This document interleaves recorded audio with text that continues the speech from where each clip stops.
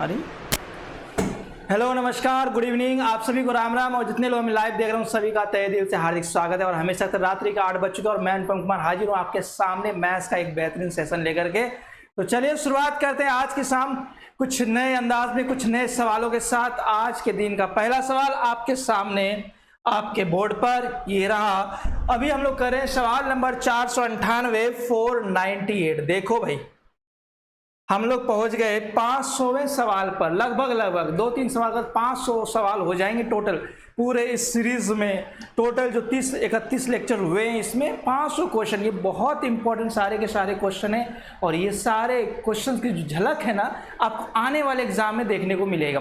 ये सारे question SSC CGL oriented है। एसएससी सीएचएसएल दे सकते हैं, आप एमटीएस दे सकते हैं, सीपीओ दे सकते हैं। एसएससी जो भी एग्जाम है ना हर एग्जाम आप दे सकते हैं, लेकिन हमारा जो मेन फोकस है एसएससी सीजीएल है। ठीक है, तो चलिए उसी के अकॉर्डिंग क्वेश्चन है। तो आज के दिन का सबसे पहला सवाल है आपके पास 498 क्वेश्चन है। कह रहे यदि 110 को x% कम करने पर प्राप्त परिणाम 50 को x% बढ़ाने पर प्राप्त परिणाम के समान है तो 650 का x% 180 के x + 20% से कितने प्रतिशत अधिक है। निकटतम पूर्णांक तक शुद्ध जो है आपको ज्ञात करना है। आपके पास 4 ऑप्शन है। चलिए फटाफट से आप इसका जवाब दीजिए और जितने लोग हमसे लाइव जुड़े हैं उन सबका एक बार अभिवादन कर लूँ मैं। क्या बात है, बहुत बढ़िया। हिमांशु जी, दिवाकर जी, अमित मीना, कुंदन गोथवाल, चलिए आप सभी को गुड इवनिंग भाई, गुड इवनिंग गुड इवनिंग। चलिए ऐसे ही बने रहिए आप हमारे साथ हमेशा। चलिए इसका आंसर दीजिए, सब लोग जवाब दीजिए। इसका सही आंसर क्या होगा। पहला क्वेश्चन आपके सामने बोर्ड पर है। कह रहा है 110 को x% कम करने पर प्राप्त परिणाम। x% को हम क्या करते हैं, मान लेते हैं k। ठीक है, x% को मान लेते हैं k। ठीक है, कह रहा है x% कम करने पर हम ऐसे समझते हैं इसको कि 110 × 1 - k। ठीक है, परसेंटेज x% नहीं ले रहे हम, k मान ले रहे हैं। इससे क्या फायदा होगा अभी पता चल जाएगा आपको। कह रहे 50% को x% बढ़ाने पर यानी कि 50 × 1 + k। ठीक है, ये दोनों क्या है, बराबर है। तो यहां से आप देखो, आप पाएंगे 0 को 0 से काट दे, 11 इधर हो गया, 5 इधर हो गया, लाके इधर घटा दो, 6 हो जाएगा। 11 के में और 5 के जोड़ दो तो ये हो गया आपके पास 16 के बराबर में कितना, 6 है ना। और यहां से k की वैल्यू आ जाएगी कितनी, 3/8। k की वैल्यू आ गई कितनी, 3/8। 3/8 अगर इसको परसेंटेज में चेंज करें तो 37.5% होगा। हम ये कह सकते हैं x की वैल्यू कितनी है, 37.5%, 37.5%। आगे आपसे कह रहा है कि 650 का x% जो है 180 के x + 20% से कितने प्रतिशत अधिक है। तो भाई मेरे 180 है, 180 × x + 20% यानी 20% और चेंज करें तो क्या होगा, 1/5 होगा। और x के लिए हमने क्या लिखा है, 3/8। 3/8 + 1/5 जो है ये कह रहा है 650 का x% से कितना अधिक है। तो आप यहां निकाल लो 650 का x% की जगह में ले सकते हैं क्या, 3/8। ठीक है, देखते हैं इसको। जब आप इसको सॉल्व करेंगे तो ये हो गया 8 × 5 = 40। ठीक है, 180 × नीचे में हो गए 40, ऊपर में 5 × 15 और 8 कितने हो गए, 23। रेशियो यहाँ पर है आपके पास 650 × 3/8। अब आप इसको सॉल्व करेंगे और आंसर निकालेंगे तो आप पाएंगे कि 0 को ये 0 से काट दिया जाए और 8 से काट दिया जाए, 8 × 5 = 40 और 3 से काट दो इसको कितनी बार में, 6 बार में। तो यहाँ से आप पाएंगे 23 × 6 138 और इधर हो जाएगा 65 × 5 करेंगे 325। तो भाई देखो कितना परसेंट अधिक, ये पूछा ना कितना परसेंट अधिक है। तो आप इन दोनों के बीच का अंतर देखो, इन दोनों के बीच का अंतर आएगा 15 में 8 जाएगा 7, 11 में 3 जाएगा 8 और 3 में 2, 187। कितने गैप आ रहा है, 187 का। जब 187 का गैप आ रहा है यानी 138 से अधिक है, यानी कि कितना परसेंट अधिक हो सकता है, 100% से अधिक तो होगा ही होगा। 100% अगर अधिक होगा तो आप कहेंगे सर ए उड़ा दिया जाए और डी उड़ा दिया जाए। अब 100% से कितना अधिक होगा, अगर 138 का हाफ करते हैं आप तो आप पाते हैं 65 और 69 के अराउंड समथिंग। तो अगर 138 में यानी 140 मान लो, अगर इसमें हम 60 भी जोड़ते हैं 200 के आसपास जाता है, यानी ये 187 यानी 50% जो है नहीं हो सकता, यानी 150% तो नहीं हो सकता। जब 150% नहीं हो सकता तो 154 तो और नहीं हो सकता। तो इसका आंसर क्या हो जाएगा? सी हो जाएगा। या फिर आप इसको निकालना चाहें तो आप निकाल सकते हैं। कैसे निकालेंगे? 187 अपॉन 138 इंटू 100। तो एक दमदार कैलकुलेशन था आपके बीच। इसका आंसर क्या आएगा? 136% सही आंसर। चलिए, ये थे आज के दिन का पहला सवाल, और जितने लोगों ने इसका आंसर दिया चलो उन लोग को बहुत बहुत धन्यवाद। क्या बात है, सुजीत कुमार शर्मा, दिवाकर, अमित मीना, सब लोगों ने। समीक्षा जी गुड इवनिंग। ऐसे बने रहिए लास्ट तक, और आज एक से एक सवाल देखने को मिलेंगे आपको। ये था आज के दिन का सबसे पहला सवाल। आइए मूव करते हैं अगले सवाल पर। Question number 499। बहुत जल्दी जो है हम लोग 500 का आंकड़ा पार करने वाले भाई। कह रहा है जब किसी वस्तु कीमत में 25% की कमी की गई तब उसकी बिक्री में x% की वृद्धि हुई। यदि राजस्व प्राप्ति में 20% की वृद्धि होती है तो x का मान क्या होगा? x का मान बताना है आपको। कह रहा है राजस्व प्राप्ति में यानी कि टोटल रेवेन्यू, टोटल जो कलेक्शन होगा उसमें 20% की वृद्धि होती है। तो भाई आप चाहें तो आप ये वाला फॉर्मूला यूज कर सकते हैं, r is equal to x plus y plus x y बटा 100, ये यूज कर सकते हैं। हालांकि इसका दूसरा तरीका भी है, उससे भी आप सॉल्व कर सकते हैं। आर टोटल राजस्व में कितने की वृद्धि हो रही है? 20 की। तो ये आर बराबर हो गए 20 बराबर में एक्स की वैल्यू दे रखी है 25% कमी, यानी माइनस ये 25 होगा प्लस वाई होगा माइनस 25 वाई बटा 100। यहाँ पर इसको काट देंगे कितनी बार में? 4 बार में। तो ये हो गए 45 बराबर y माइनस वाई बाई 4। ये भाई ये y माइनस वाई बाई 4 है, तो ये हो गए 3y बाई 4। यानी कहने का मतलब है 15 चौके 60, y की वैल्यू कितनी आ गई? 60%। कितने परसेंट की वृद्धि करनी पड़ेगी? 60% के 60% जो इसका सही आंसर आएगा। ठीक है, चलिए आप में जितने लोगों ने इसका जवाब दिया बिल्कुल सही दिया है। चलिए 60% जो इसका बिल्कुल करेक्ट आंसर होगा। आइए मूव करते हैं अगले क्वेश्चन पर। ये भाई 500वां सवाल है, 500 नंबर के सवाल। देखो 500 हम लोगों ने सवाल पूरे कर लिए इस लाइव क्लास में, इस लाइव सेशन में, और ये 500 के 500 बहुमूल्य प्रश्न है, इंपॉर्टेंट क्वेश्चन है, आए हुए एग्जाम में पूछे गए प्रश्न है। कुछ तो आने वाले हैं, कुछ हो सकता आएंगे। तो इन सभी 500 क्वेश्चन का बार बार प्रैक्टिस करें, रिविजन करें, और ऐसे ये सीरीज लगातार डेली 8 बजे आपके लिए चलता रहेगा हमेशा। चलिए बताइए इसका आंसर। 500 का सवाल का सबसे पहला आंसर सबसे जल्दी देखते कौन देता है भाई? दो इसका आंसर जल्दी से सब लोग। क्या बात है दिवाकर जी, सोनू जी गुड इवनिंग भाई सबको, अमित मीना, सुजीत कुमार शर्मा। चले बहुत बढ़िया, बहुत खूब। बताओ इसका आंसर क्या होगा? सवाल नंबर 500 बहुत ही दमदार प्रश्न है। कह रहे एक वस्तु का मूल्य 9,000 रुपए, यदि इस वस्तु को 2200 रुपए के नगद, ये नगद है, नगद भुगतान और शेष राशि को अगले 5 महीने के लिए 1400 रुपए की 5 समान मासिक किस्त के रूप में भुगतान किया जाता है तो साधारण ब्याज की वार्षिक दर ज्ञात कीजिए। साधारण ब्याज की दर निकालनी है आपको। ये साधारण ब्याज का इंस्टॉलमेंट वाले का एक बहुत ही इंपॉर्टेंट क्वेश्चन है। ये तो कैसे सॉल्व करते हैं? 9,000 रुपए वस्तु का मूल्य है, 2200 के नगद भुगतान। 2200 जब आपने उसका नगद भुगतान कर ही दिया तो अब आपके पास बचे कितने? तो आपके पास बचते हैं 6800 रुपए बचते हैं धन के रूप में, मूलधन के रूप में। ठीक है, यानी उस दुकानदार को आपको 6800 चुकाने हैं। अब इसके लिए क्या हो रहा है? शेष राशि को अगले 5 महीने के लिए 1400 रुपए की 5 मासिक किस्त। हर महीने अगर आप 1400 पे करेंगे, टोटल 5 महीने में आप कितना पे कर देंगे? टोटल आप पे कर देंगे 7000। कितना पेमेंट हो जाएगा? 7000 हो जाएगा। अगर ये 7000 होगा तो आप कहेंगे कि 200 रुपए के रूप जो है हम ब्याज के रूप में उसको दे दिए। ठीक है, 200 रुपए क्या हो गया? ब्याज हो गया एक तरह से। अब इस तरह क्वेश्चन में, किस्तों वाले क्वेश्चन जब भी हम रेट ऑफ इंटरेस्ट निकालते हैं तो हमें एक चीज़ का सहारा लेना पड़ता है, वो लेना पड़ता है क्यूमुलेटिव प्रिंसिपल। ठीक है, अब ये क्यूमुलेटिव प्रिंसिपल क्या होता है, कैसे फाइंड करते हैं क्यूमुलेटिव प्रिंसिपल?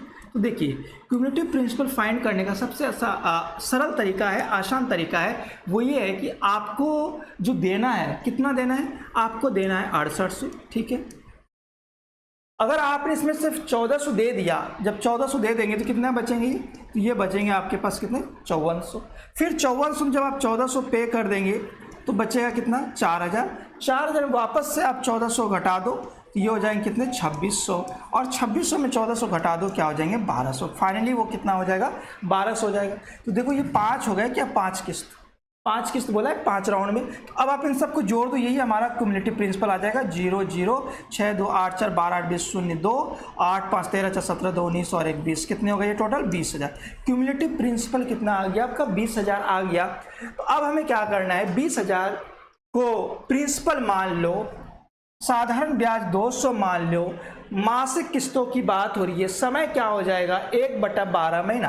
तो यहाँ से रेट ऑफ इंटरेस्ट आएगा, देखो साधारण ब्याज 200 है, अपॉन में मूलधन क्यूमुलेटिव प्रिंसिपल लेना है यहाँ पर 20000, ठीक है, और समय कितना हो जाएगा 1/12, और यहाँ पर क्या हो जाएगा इंटू 100।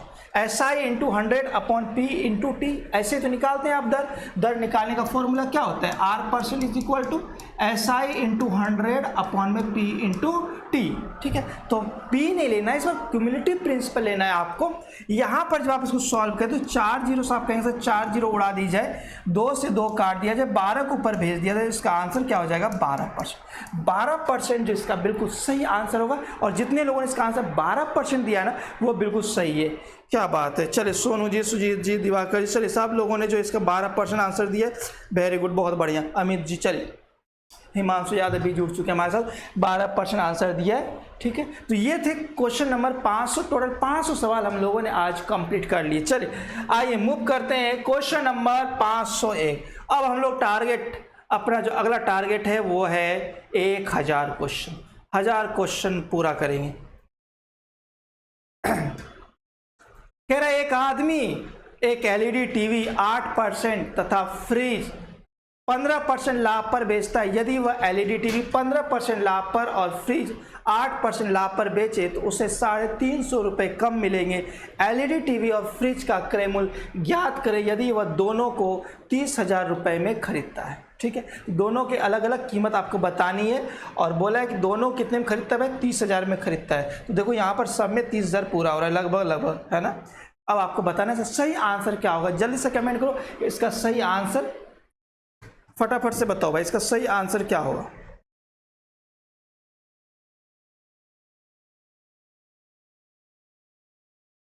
तो यहां पर कह रहा है एक आदमी एक LED TV 8%, LED TV 8%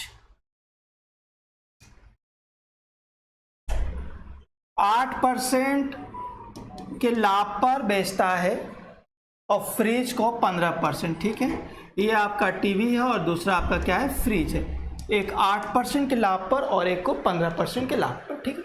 second case में कह रहा है यदि वह एलईडी टीवी 15% लाभ पर, एलईडी टीवी कितने परसेंट लाभ पर 15% लाभ पर, ठीक है, और फ्रिज को 8% के लाभ पर बेचता है।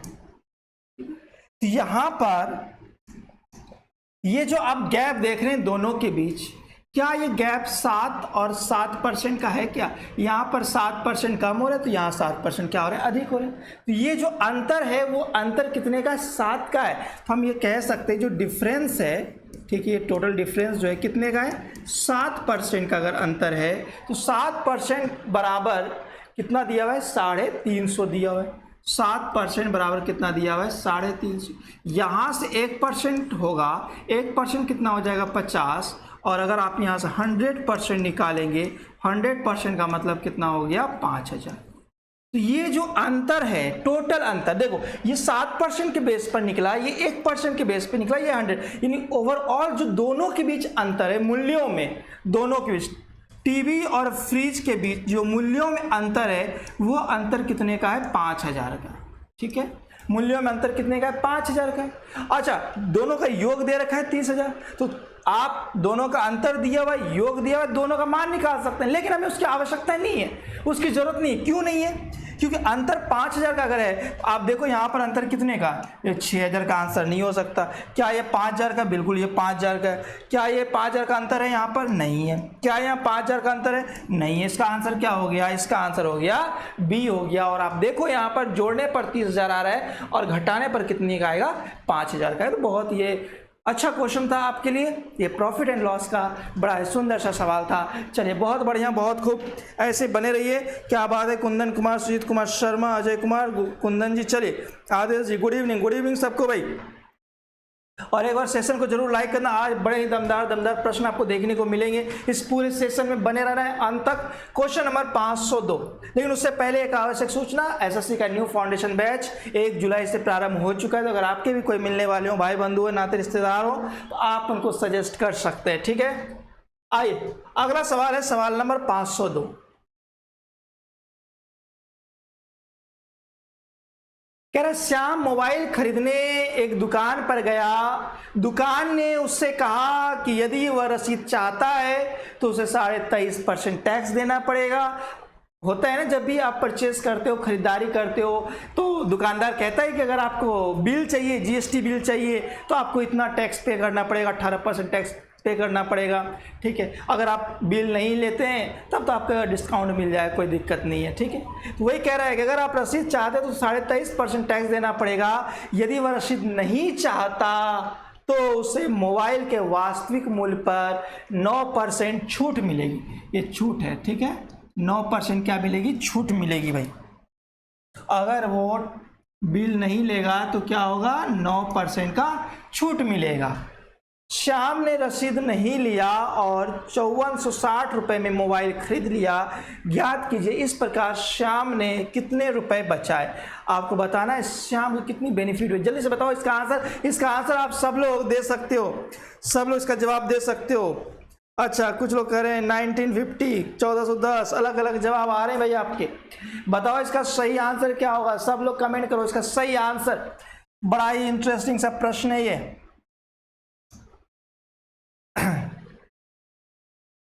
तो भाई देखो, अगर वो टैक्स देता, 23.5% का टैक्स देता, तो वो दुकानदार को कितना देता, तो वो दुकानदार को पे करता 123.5% टोटल, ठीक।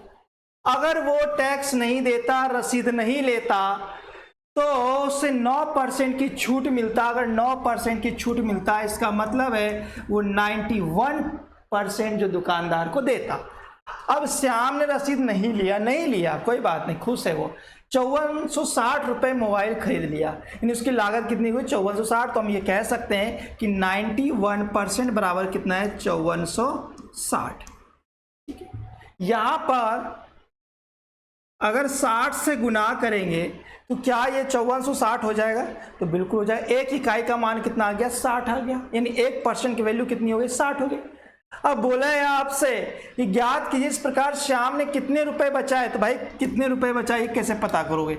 अगर उससे 123% देता, लेकिन दे कितना रहा, 91%, तो बचत तो यही हो गया ना, 23.5 उधर और 9 इधर, कितना हो गया बचत, 32.5% की बचत हो गई।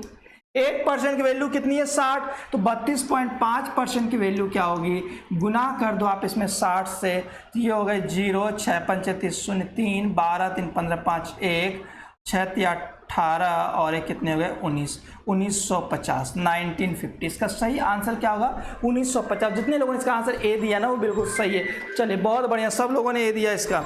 अरे 1950 होगा भाई, 1950। अजय कुमार, कुंदन जी, कुंदन कुमार, सुजीत कुमार शर्मा, हिमांशु यादव, चलो बहुत बढ़िया, दिवाकर मनी, सब ने। इसका आंसर क्या होगा, 1950 ए जो बिल्कुल सही आंसर होगा। आइए मूव करते हैं अगला सवाल, क्वेश्चन नंबर 503, 503। 530 में कह रहा है आपसे, यदि कोई राशि साधारण ब्याज की एक ही दर पर 2 साल में 4000 रुपए और 4 साल 6 महीने में 5000 रुपए हो जाती है, तो साधारण ब्याज की दर ज्ञात करें, ठीक है। In sum of money becomes 4000 in 2 years and 55। अरे यहाँ पे ध्यान देना भाई, एक 5000 है और एक 5500 है, दोनों के डेटा अलग अलग हैं। तो चलो इंग्लिश वाले लेके चलते हैं, 5500 लेके चलते हैं, ठीक। इसको देखते हैं, 5500 ले लो भाई, ठीक है। ये 5500 रुपये हो जाती है, ठीक है। 2 साल में 4000 और 2 साल 4.5 साल में 5500 रुपये हो जाती है।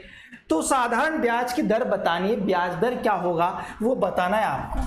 तो आप यहाँ पर कहें सर 2.5 साल में, 2 साल और 4.5 साल में अंतर कितने का है? तो 2.5 साल का है। तो 2.5 साल में कितना रुपया ब्याज बन रहा है? यहाँ 4,000 था और ये कितने हो गए? 5500 हो गए, यानी कि 1500। 2.5 साल का साधारण ब्याज कितना हो गया? 1500। तो 1 साल का साधारण ब्याज जो सिंपल इंटरेस्ट है वो कितना हो जाएगा? 600 हो जाएगा। क्यों? 6 का 2.5 गुना क्या होता है? 15 होता है। आ रही बात समझ में? अब जो है करना क्या है? ब्याज दर निकालना है। तो हम सबसे पहले मूलधन निकालेंगे। मूलधन कैसे निकालेंगे? 1 साल का साधारण ब्याज 600, 2 साल में इतना हो रहा है, तो 2 साल का साधारण ब्याज 1200 हो गए। तो 4000 में 1200 घटा दो, तो 4000 में 1200 घटाने पर ये मूलधन दे देगा आपके पास कितना? 2800। मूलधन हो गए आपके पास 2800। अगर मूलधन 2800 है, ठीक है, ब्याज दर निकालना है, साधारण ब्याज 600 है, तो ब्याज दर हो जाएगा 600 इंटू 100 अपॉन में मूलधन है 2800 और समय कितना ले रहे हैं हम लोग? 1 साल।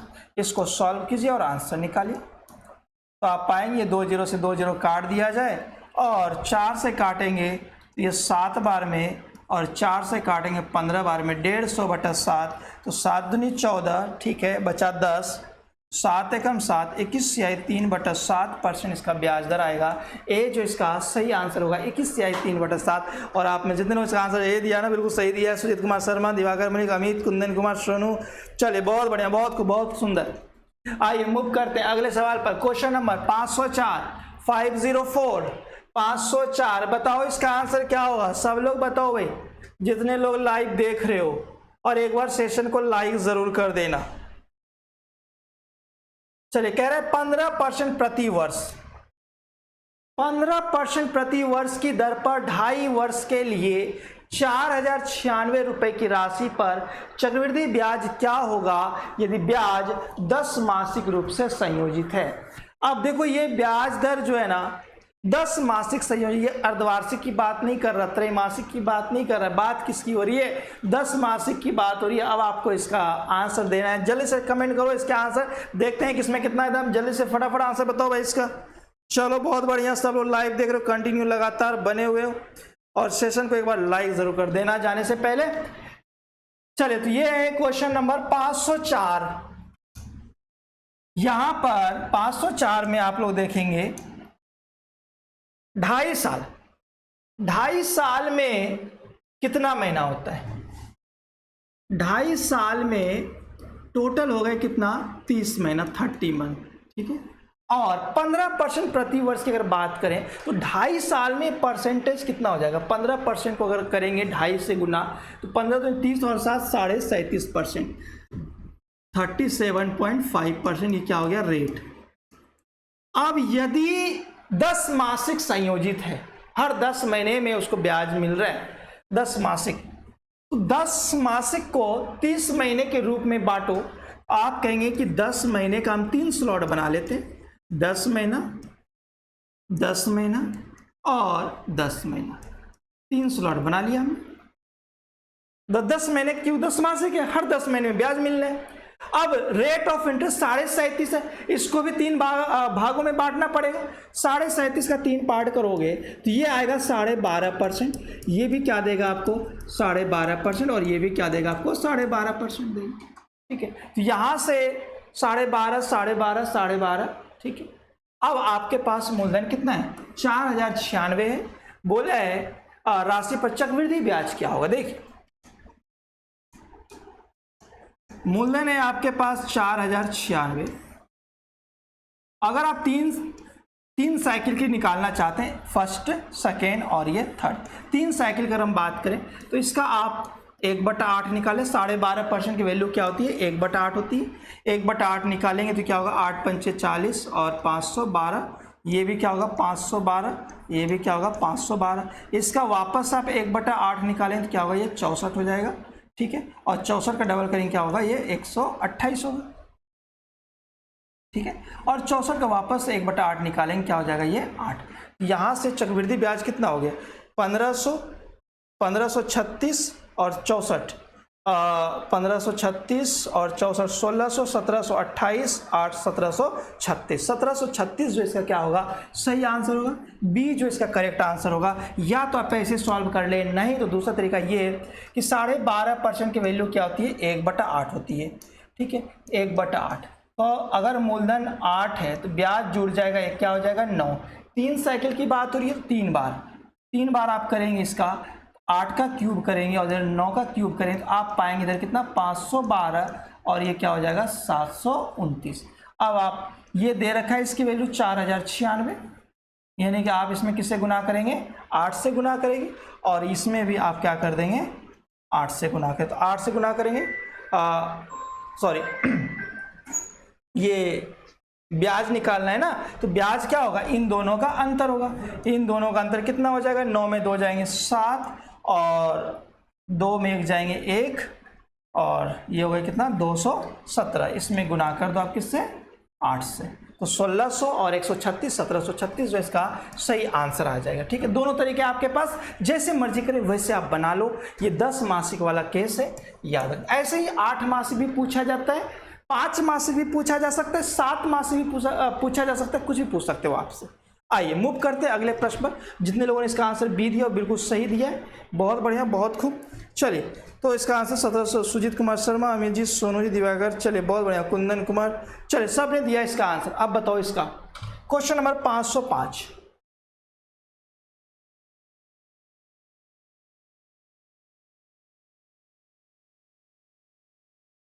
कह रहे राजू की आय उसके खर्च 44.44% से अधिक है। ठीक है, यदि उसकी आय में 60% की वृद्धि होती है और उसके खर्च में 70% की वृद्धि होती है तो उसकी बचत 12,000 रुपये बढ़ जाती है। ठीक है, तो उसके प्रारंभिक खर्च और प्रारंभिक बचत का अंतर आपको निकालना है। चलिए जल्दी से कमेंट कीजिए भाई, इसके आंसर सब लोग जल्दी से बताओ, इसका सही आंसर क्या होगा, जल्दी से बताओ भाई।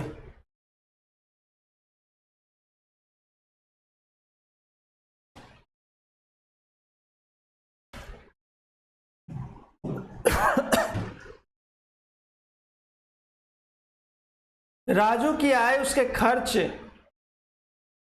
44.44% से क्या है, अधिक। ठीक है, 44.44% अधिक है। तो सबसे पहले आपको 44.44% की वैल्यू निकालनी होगी। क्या होती है 44.44% की वैल्यू, तो आप कहें सर ये तो होता है 4/9। ठीक है, 4/9। तो राजू की आय जो है उसके खर्च से इतना अधिक है, आय खर्च और बचत। अगर इसका खर्च हम 9 मान लेते हैं, खर्च कितना यूनिट मान लेते हैं, 9 यूनिट, तो आप कहेंगे सर 9 में 4 जोड़ दिया जाए क्योंकि अधिक बोला है, 9 और 4 क्या हो गया 13, यानी इनकम कितने हो गए 13। अगर उसने 13 कमाए, 9 खर्च कर दिए तो उसकी बचत कितने की हो गई, 4 की हो गई। ठीक है, तो क्यों ना हम इसे 40 मान लें, इसको 90 मान लें और इसको कितना मान लें, 130 मान लें। ठीक है, हम मान लेते हैं इनकम 130, खर्च 90 और बचत कितना 40। अब यहाँ पर एक चीज समझनी है कि उसकी आय में 60% की वृद्धि होती है, आय में 60%, तो इसमें 60% की वृद्धि करेंगे अगर आप, तो 13×6 = 78, यानी कितने की वृद्धि हो गई, 78 रुपीज की वृद्धि हो गई। ठीक है, और बोला है कि खर्च में 70% की वृद्धि होती है, तो भाई मेरे इसका 70% निकालो, 90 का 70% कितना, 63 की वृद्धि हो गई। उसने 78 रुपये ज़्यादा कमाया, 63 रुपये अधिक खर्च कर दिया उसने, तो गैप कितने का आ गया, 15 का। तो 15 रुपये उसने क्या किया, अधिक बचा लिया। ठीक है, 15 रुपये उसने क्या कर लिया, अधिक बचा लिया, और ये 15 रुपये अधिक बचाया, तो वही यहाँ बोला है बचत 12,000 रुपये बढ़ जाती है। तो हम ये कह सकते हैं कि 15 यूनिट है, ये 15 यूनिट बराबर हो गए आपके पास कितना, 12,000 रुपये। यहाँ से 1 यूनिट की वैल्यू कितनी हो गई, 15 × 120, 1 यूनिट की वैल्यू कितनी आ गई, 800।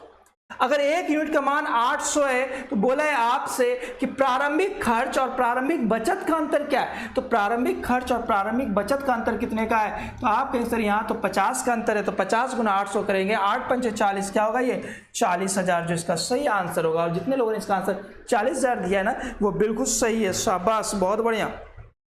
इसका आंसर क्या होगा, 40,000 होगा, 40,000। कुंदन जी बिल्कुल सही जवाब दिया आप लोगों ने।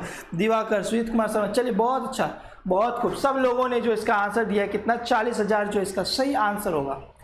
आइए मूव करते हैं अगले सवाल पर, सवाल नंबर 506 506। लेकिन उससे पहले एक रीट लेवल 1 और रीट लेवल 2 का बैचेस जो है रनिंग में, ये भी 1 जुलाई से स्टार्ट हो चुका है। कोई हो आपके जानकार, आपके मिलने वाले, तो उनको आप जरूर सजेस्ट करें। ये रीट लेवल 1 और लेवल 2 के सारे सब्जेक्ट के क्लासेस चल रहे हैं। अब ये है आपके पास सवाल नंबर 506, कह रहा है के किस मान के लिए, के किस मान के लिए x minus 5 x cube minus 3x square plus के एक्स माइनस 10 का गुणनखंड है। यानी कि एक एक्सप्रेशन दिया हुआ है आपके पास x cube minus 3x square plus के एक्स माइनस 10, ठीक है, और इसके गुणनखंड है कौन, x माइनस 5। अगर ये x माइनस 5 गुणनखंड है तो हम क्या करेंगे, x minus 5 is equal to, एक बार 0 लेंगे तो x की वैल्यू क्या आ जाएगी, 5। x की वैल्यू कितनी आएगी यहाँ पर, 5। अब x बराबर 5 है, इस 5 को यहाँ पर रखो, है ना, 5 को रखेंगे तो ये क्या होगा, 5 का क्यूब माइनस 3 इंटू 5 का स्क्वायर प्लस के इंटू 5 माइनस 10, और ये गुणनखंड है, पूरा पूरा भाग जाता है गुणनखंड का मतलब, तो शेषफल क्या हो जाएगा, 0 इक्वल टू क्या कर देंगे, 0।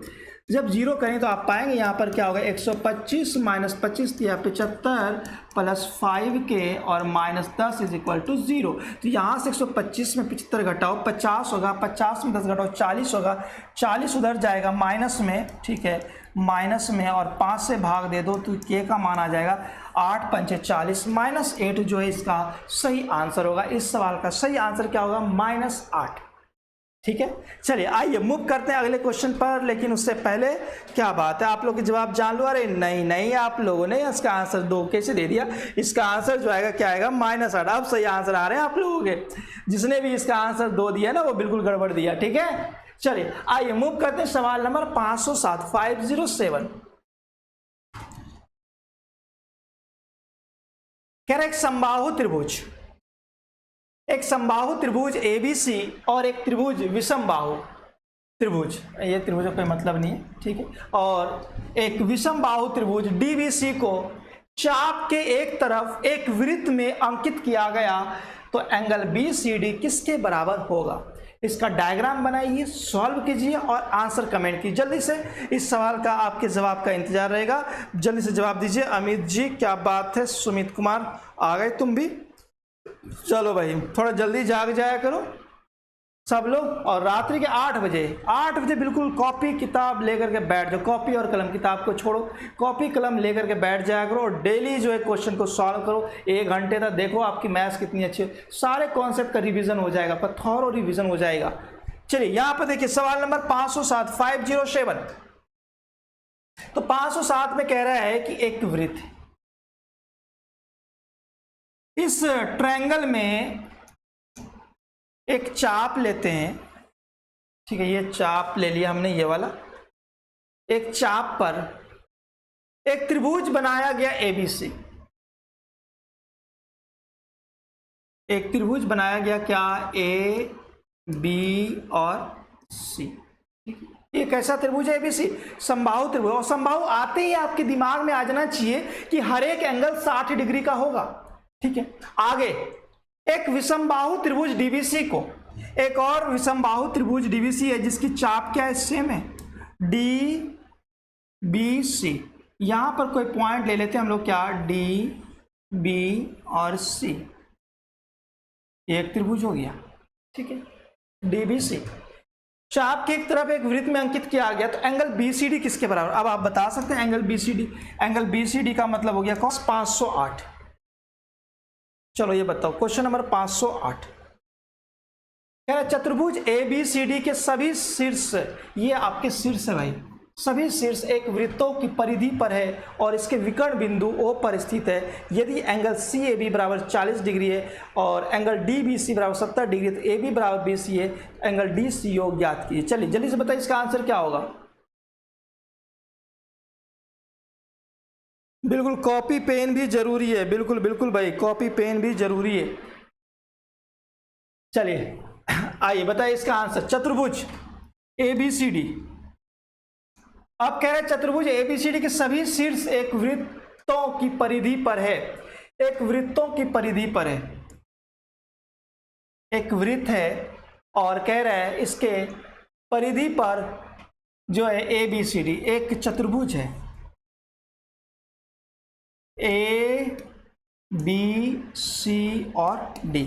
यहां पर इसके विकर्ण बिंदु O है, O पर स्थित है। इसके विकर्ण बिंदु क्या है? O पर स्थित है। यदि एंगल CAB बराबर क्या है? 40 डिग्री और एंगल DBC बराबर कितने? 70 डिग्री है और AB बराबर क्या बोला है? BC, तो एंगल DCO ज्ञात करें। एंगल DCO आपको बताना है। देखिए यहां पर ABCD ये रहा, एंगल CAB बराबर 40 डिग्री, एंगल CAB ये रहे एंगल CA और B, ये वाला एंगल कितना दिया हुआ है? 40 डिग्री। आगे कह रहे हैं आपसे एंगल DBC, DB और C, ये वाला एंगल कितना है? ये है आपका 70 डिग्री। 40 डिग्री हो गया, 70 डिग्री हो गया। AB बराबर BC, तो भाई ये AB है और ये क्या आपका BC। तो जैसे ये दोनों साइड बराबर है तो अगर ये 40 डिग्री तो ये भी क्या हो जाएंगे? आपके 40 डिग्री हो जाएंगे, ठीक है। और आपसे बोला है कि DCO क्या होगा, तो DCO ये रहा DC और ये रहा बीच में O, ये वाला एंगल निकालना है, X का मान निकालना है। तो कैसे निकालेंगे आप? देखिए अगर आप इसको एक चाप मानते हैं तो ये एंगल 70 डिग्री अगर है तो ये एंगल भी कितने डिग्री का होगा? 70 डिग्री का होगा, ठीक है। तो एक चक्रीय चतुर्भुज में, एक साइक्लिक क्वाड्रिलेटरल में क्या होता है? आमने सामने वाला जो एंगल होता है ना वो क्या होता है? 180 डिग्री का, दोनों का योग, यानी angle A plus angle C क्या होता है? 180 डिग्री। किसमें? चक्रीय चतुर्भुज में होता है। तो यहाँ पे आप पाएंगे 70 40 तो ये हो गए 110 और 40 कितने हो गए? 150। तो x की वैल्यू क्या हो जाएगी? 180 में 150 माइनस कर दो, आंसर हो जाएगा कितना? 30 डिग्री। 30 डिग्री जो इसका बिल्कुल क्या होगा? सही आंसर। चलिए इसका आंसर जितने लोग 30 डिग्री दिया है ना बिल्कुल सही दिया है, सोनू जी, अमित जी, सुजीत जी, हिमांशु जी। चलिए इसका आंसर 30 डिग्री, 30 डिग्री आएगा, ठीक है।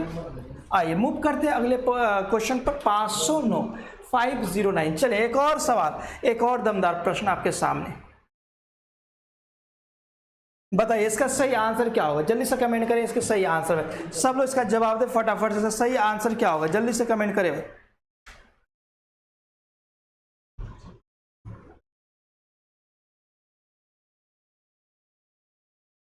एक खोखले बेलन के ऊपर एक खोखले अर्धगोले के आकार में एक पात्र है। अर्धगोले का व्यास 28 सेंटीमीटर है और पात्र की ऊंचाई 26 सेंटीमीटर। पात्र का वक्र पृष्ठीय क्षेत्रफल निकालना है आपको। जल्दी से बताइए इसका सही आंसर, सही उत्तर क्या होगा?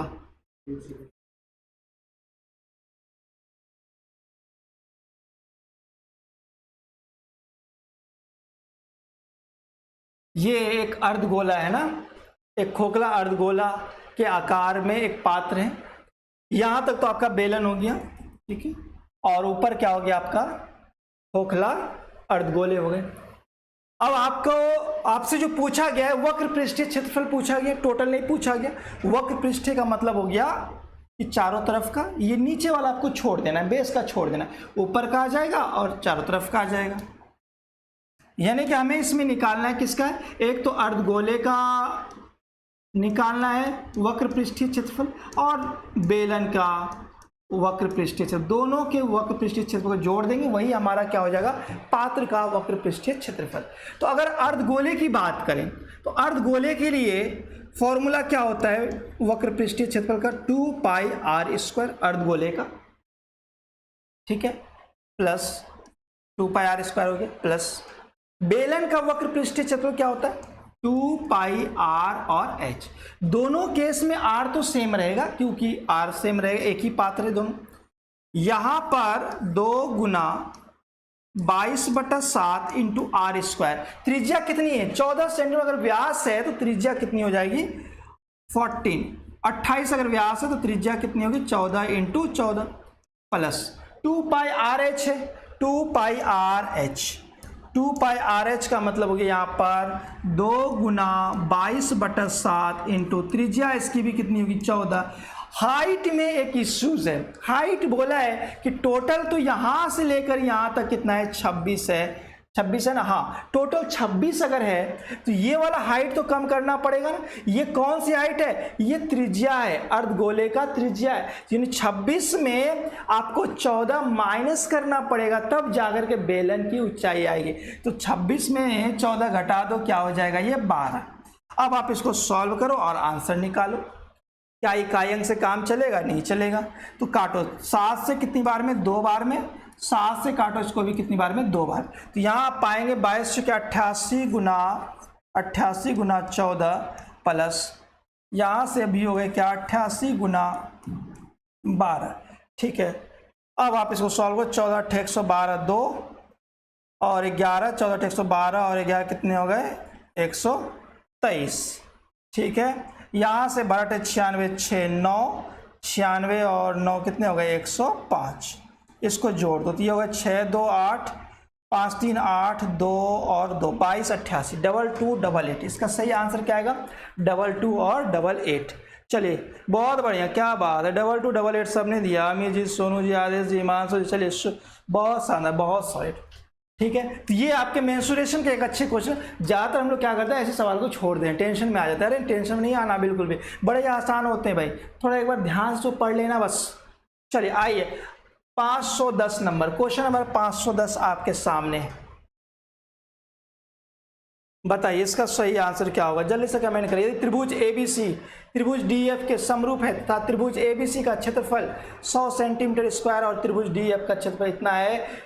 यदि त्रिभुज ABC, अच्छा जब भी समरूप रहेगा, ये तो बहुत सरल सवाल है आपके लिए, आज ही हमने एक क्लास में सिखाया भी था ये समरूपता का नियम।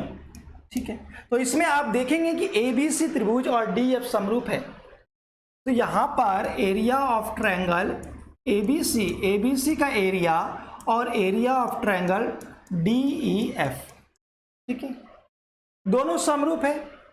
जब समरूप है तो हम ये कह सकते हैं कि एक का एरिया 100 है और एक का कितना है 49। यहाँ पर बात हो रही है किसकी, पूछा किसके बारे में, शीर्षलंब के बारे में पूछा है। तो शीर्षलंब क्या होगा, इसका शीर्षलंब 5 है, इसका x मान लेते हैं, तो क्या हो जाएगा 5/x का होल स्क्वायर। शीर्षलंब की अगर बात करेंगे तो ये एरिया इसका दे रखा है आपके पास 100/49। ठीक है, इस पूरे का आप वर्गमूल करेंगे और इधर क्या हो जाएगा 5/x, तो आपके पास आ गया 10/7 बराबर 5/x। तो 5 से काट दो 2 बार में, 2 से x का वैल्यू क्या होगा 7 में 2 से भाग दे तो 3.5। ठीक है, 3.5 जो है इसका क्या हो जाएगा सही आंसर, डी होगा इसका करेक्ट आंसर। बिल्कुल 3.5, बिल्कुल 3.5 जो इसका सही आंसर, सबने सही आंसर दिया, 3.5 3.5 सेंटीमीटर होगा। चलिए समरूपता के ऊपर था ये क्वेश्चन आपके लिए। अगला सवाल, एक रेलवे का बैच स्टार्ट हो चुका है, ये भी सुबह 10 बजे मॉर्निंग, बिल्कुल न्यू और फ्रेश बैच है। कोई अगर हो आपके जानकार मिलने वाले तो आप उनको सजेस्ट कर सकते हैं। चलिए सवाल नंबर 511, बताइए इसका सही आंसर क्या होगा। 511 number question,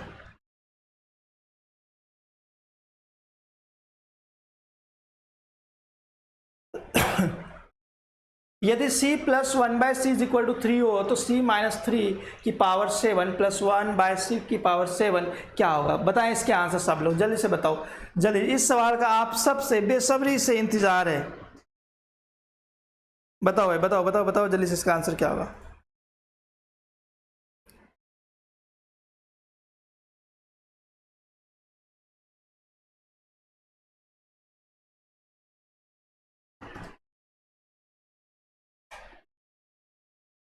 c + 1/c = 3, c + 1/c = 3 हो तो c - 3 की पावर 7 + 1/c की पावर 7 क्या होगी। तो आप एक काम करें कि यहाँ पर यहाँ माइनस कर दें, plus 1/c is equal to 3 minus 3 हो जाएगा, है ना। आप देखो यहाँ पर c माइनस 3, यहाँ पर इस तरफ अगर माइनस करें तो इधर भी माइनस करना पड़ेगा, कर दिया, इधर कर दिया, क्या हो गया 0, ये हो गया 1/c प्लस ये हो गया c माइनस 3। इसको यही रहने दो, आप इसको उधर भेज दो, तो क्या हम इसे कह सकते हैं c minus 3 is equal to minus 1/c। ये देखो ये आ गया c minus 3 is equal to minus 1/c। तो जब ये आ गया तो आपसे पूछा है c माइनस 3 की जगह हम क्या लिख सकते हैं, माइनस 1/c की पावर 7 प्लस 1 अपॉन क्या हो गया c की पावर 7। तो यहाँ से जब आप इसको सॉल्व करेंगे तो क्या देगा ये, माइनस 1/c की पावर 7 प्लस 1 अपॉन c की पावर 7, दोनों कैंसिल आउट हो जाएंगे, इसका आंसर क्या हो जाएगा 0। बड़ा ही मज़ेदार सा प्रश्न था, आसान क्वेश्चन था ये आपके लिए। बस क्या करना था, -3 इधर भी और उधर दोनों तरफ करना था और आंसर निकाल लेना था। चलिए आइए मूव करते हैं अगले क्वेश्चन पर। चलिए बहुत खूब, बहुत बढ़िया, इसका आंसर 0 आएगा। क्या बात है, कुंदन जी, अमीर जी, सोनू जी, सुजीत जी, हिमांशु जी, चलिए सब लोगों ने सही जवाब दिया। ये भी देखो, ये भी मैंने एक बैच में सिखाया है अभी। एक समबाहुभुज के सभी आंतरिक कोण का योग 1260 है, तो इस बहुभुज के आंतरिक कोण और बाह्य कोण का अंतर क्या होगा। आंतरिक कोण और बाह्य कोण का आपको अंतर बताना है, बताओ इसका आंसर क्या होगा। समबाहुभुज के सभी आंतरिक कोण, आंतरिक कोण का मतलब हो गया n-2 इंटू 180 डिग्री। ये फॉर्मूला होता है आंतरिक कोणों का योग निकालने का, और इसका मान दे रखा है कितना, 1260 डिग्री। ये 1260 डिग्री है भाई। तो n-2 इज इक्वल टू, इससे अगर आप 0 से 0 काटो, 18 सतह 126, तो 7 और 2 कितने हो गए 9, n की वैल्यू कितनी आ गई 9। अगर n की वैल्यू 9 आ गई, टोटल भुजा कितनी है 9। अगर आपसे पूछता कि उस बहुभुज में कितनी भुजाएं हैं, तो 9 भुजाएं हैं, लेकिन आपसे पूछा है इस बहुभुज के आंतरिक कोण और बाह्य कोण। अगर हम बाह्य कोण निकालें, एक्सटीरियर एंगल निकालें, तो बाह्य कोण का फॉर्मूला क्या होता है, ये होता है 360 डिग्री बटा n, यानी 360 डिग्री बटा कितना 9। तो ये हो गया 9 चुके 36, कितना हो गया 40 डिग्री, 40 डिग्री हो गया। जब बाह्य कोण 40 डिग्री है तो अंतः कोण कितना हो जाएगा, तो अंतः कोण आप कहेंगे सर अंतः कोण जो है 180 में 40 घटा दिया जाए तो कितना हो गया, अंतः कोण 140 डिग्री। बाह्य कोण 40 डिग्री, अंतः कोण 140 डिग्री, दोनों के बीच का अंतर पूछा, दोनों के बीच का अंतर कितना हो गया 100 डिग्री, 100 डिग्री इसका सही आंसर होगा। चलिए ये थे सवाल नंबर 512। आइए मूव करते हैं अगले सवाल पर। क्या बात है, हिमांशु जी, आदेश जी, सुजीत कुमार शर्मा, चलो अमित मीना, सब ने लगातार जो बने हुए और जवाब दे रहे हो। ठीक है, अगला सवाल 513 नंबर, बताओ इसका सही आंसर। 513 करें दी 1/p प्लस 1/q बराबर 1/p प्लस q, तो p cube minus q cube क्या होगा। ये तो और भी आसान क्वेश्चन है, 1/p प्लस 1/q। चलो इसका आंसर कमेंट करो सब लोग, 1/p प्लस q ये दिया है। आंसर बताओ क्या होगा, जल्दी से बताओ इसका आंसर, सब लोग जल्दी से भाई फटाफट बताओ इसका सही आंसर क्या होगा।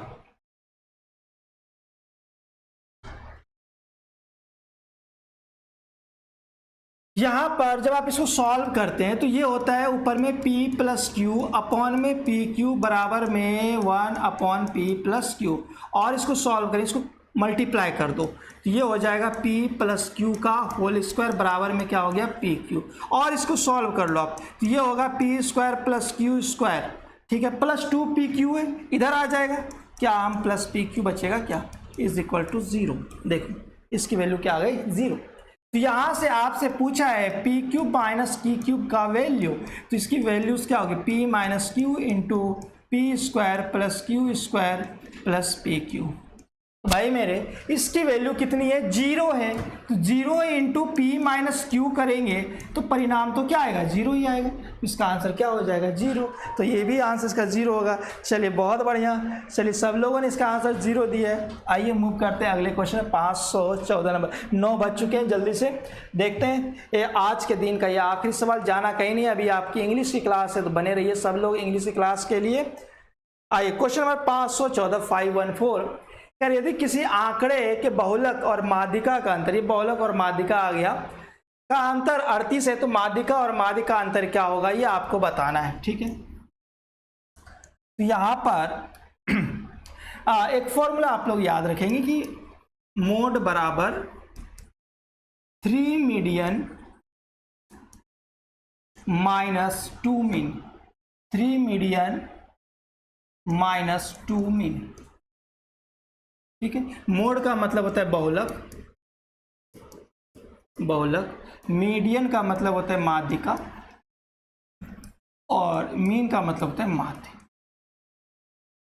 ठीक है, तो कह रहे हैं कि बहुलक और माध्यिका का अंतर 38 है, तो माध्यिका और माध्य का अंतर क्या होगा ये आपको बताना है। तो कैसे इसको करेंगे हम लोग, इसको करने का तरीका देखिए।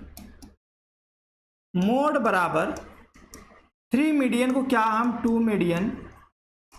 मीडियन प्लस एक मीडियन और बोल सकते हैं, मीडियन माइनस 2 मीन। ठीक है, आप इस मीडियन को इधर ले आइए, मोड माइनस मीडियन, ये सिंगल जो मीडियन है इसको उठा के इधर कर दो, ये यहाँ पर 2 कॉमन ले लो, ये हो जाएगा क्या, मीडियन माइनस मीन। ठीक है, अब मोड माइनस मीडियन दे रखा है, बहुलक और माध्यिका का अंतर, बहुलक और माध्यिका का अंतर कितना है 38, तो ये सेटल हो गया यहाँ पे। इसके बदले हम क्या लिख सकते हैं, 38 बराबर 2 गुना और मीडियन माइनस मीन, यानी यही तो पूछा है ना आपसे, मीडियन माइनस मीन, माध्यिका और माध्य के बीच का अंतर, तो ये तो आपको निकालना है, मीडियन माइनस मीन। तो आप कहेंगे सर 2 से काट दो इसको, 19। तो बहुत ईजी क्वेश्चन था, बस कॉन्सेप्ट पता होना चाहिए, फॉर्मूला पता होना चाहिए, इसका आंसर क्या आएगा 19 आएगा। चलो बहुत बढ़िया, जितने लोगों ने इसका आंसर दिया है 19 वो बहुत बढ़िया, लेकिन ये फॉर्मूला आप याद करना जाते जाते। ये था आज के दिन का अंतिम प्रश्न, कल हम फिर मिलेंगे आपसे रात्रि के ठीक 8 बजे। जाना कहीं नहीं है, बने रहिए, अभी निशान सर आ रहे हैं आपके लिए इंग्लिश क्लास लेकर बहुत जल्द, बहुत बेहतरीन ग्राफिक्स के साथ। धन्यवाद, थैंक यू सो मच। कल फिर आपसे मिलते हैं रात्रि के 8 बजे। Good night, take care.